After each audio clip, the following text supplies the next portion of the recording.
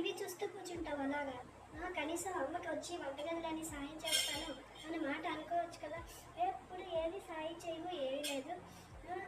ఎప్పుడు TV TV TV చూసుకుని ఆ పక్కింటి అమ్మాయి చూడు ఎంత చక్కగా నువ్వు సాయం చేస్తున్నదో వాళ్ళ అమ్మకి, ఎంత బాగా హెల్ప్ చేస్తుంది. నువ్వు ఉన్నావు ఎందుకు ఆ టీవీ చూసుకోవడం, సోఫా కత్తుకుపోయి టీవీ చూస్తాం. నువ్వు ఈరోజు పని చేయకపోతే రేపు పొద్దున్న పెళ్ళైన తర్వాత మీ అత్తగారు వాళ్ళు మమ్మల్ని అడుగుతారు, ఏంటి మీ అమ్మాయికి పనులు నేర్పించలేదా ఏ పనిని అనేసి. పరువు పోతుంది అప్పుడు. కనీసం ఇంట్లో వచ్చి ఏమైనా ఫోన్లు చేయడం, మళ్ళీ అమ్మ బ్రేక్ఫాస్ట్ ఏం చేసావు, లంచ్ ఏం చేసావు, స్నాక్స్ ఏం చేస్తున్నావు అనేసి ఆర్డర్ల మీద ఆర్డర్లు వేయడం తెలుసా? కనీసం అమ్మ ఏం చేస్తున్నావు, హెల్ప్ చేయాలా అని మాట అడగడం తెలియదా నీకు? పని కొంచెం నేర్చుకో, అలా సోమరిపోతుగా ఉండిపోకు. జీవితంలో చాలా కష్టం ఇలా అయితే. ఏంటమ్మా ఎప్పుడు ఏదో ఒకటి చెప్తూనే ఉంటావు, మళ్ళీ తీరా నేను పని చేస్తానికి వస్తే వద్దు వద్దులే నువ్వు చదువుకో అక్కర్లేదు నేనే చేసుకుంటాను అది ఇది అని చెప్తావు.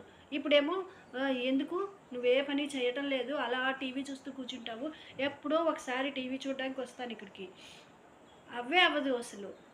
ఆ వచ్చే టైంకి నువ్వేమో పని చేయవు పాటు చేయవు ఏమీ చేయవు అని చెప్పేసి నన్ను అంటూ ఉంటావు.